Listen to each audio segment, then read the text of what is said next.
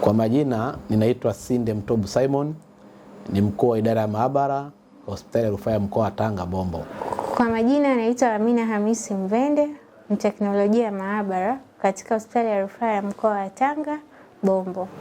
Kwa majina naitwa Potentinus Method Paul, ni mtaalamu wa maabara katika hospitali ya rufaa ya mkoa wa Tanga Bombo. Dunia tarehe 14 mwezi Juni kila mwaka huwa ni siku ya kuadhimisha uchangiaji damu duniani.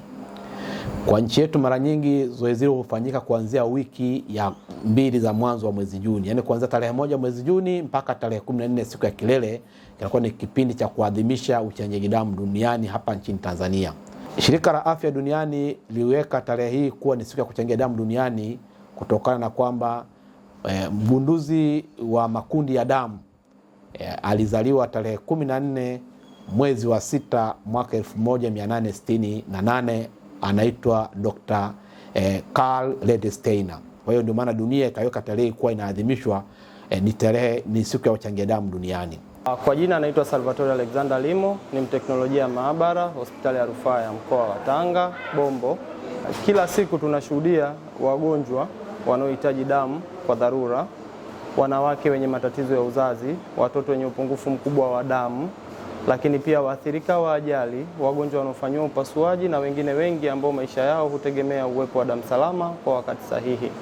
Tunafahamu damu haiwezi kutengenezwa kiwandani wala kununuliwa dukani, bali hupatikana kwenye jamii yenye moyo wa kujitolea kuchangia damu.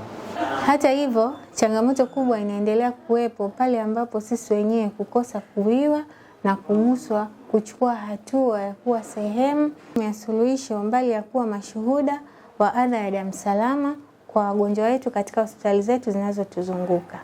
Wanajamii ndio wenye wajibu wa moja kwa moja katika kuchangia damu na kuhamasisha wengine kufanya hivyo. Tunapochangia damu tunatoa zaidi ya mfuko wa damu, kwa maana tunatoa matumaini, tunatoa nafasi ya kuishi na tunazipitisha kwa vitendo kwa ujumbe wa kwamba bila sisi kuchangia damu hakuna uhai wa tiba damu.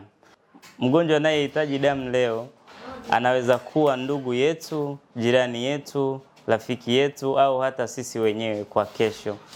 Kwa hiyo natoa wito kwa kila mwanajamii kujitokeza na kushiriki katika zoezi la uchangiaji damu ndani ya juma hili hadi kilele chake tarehe 14 mwezi wa 6 2026 kwa wakati wote. Tuwe mfano kwa jamii, tuwe mabalozi wa kweli wa damu salama, tuwe sehemu ya kuhakikisha hakuna maisha yanayopotea kwa sababu ya uhaba wa damu. Tukiwa na wajibu huu, tunatakiwa tujiulize, je, umewahi kupitia hali gani ya uchungu pale ulipoona au kusikia mgonjwa anateseka au kuelekea kupoteza maisha yake kwa sababu ya kukosa damu, ingali wewe ndiye mwokozi pekee na halisi wa maisha yake? Lakini pia tuendelee kujiuliza, je, umewahi kuiwa na kuchangia damu mara ngapi katika maisha yako kwa kipindi chote mpaka leo hii? Lakini kama hiyo haitoshi, tuendelee kujiuliza, je, umewahi kufikiria sasa kuchangia damu? Kama hujawahi kuchangia kabisa, umewahi kufikiria wazo hilo? Na kama ni ndio, ni nini kinakuzuia kuchangia damu hadi leo ingali afya yako inaruhusu kufanya tendo hilo la huruma? Tumepewa afya na pumzi bure na Mwenyezi Mungu. Hivyo tuna wajibu na sisi wa kutoa kwa ajili ya wahitaji, hasa wagonjwa. Sababu tendo la kuchangia damu ni tendo la ukombozi.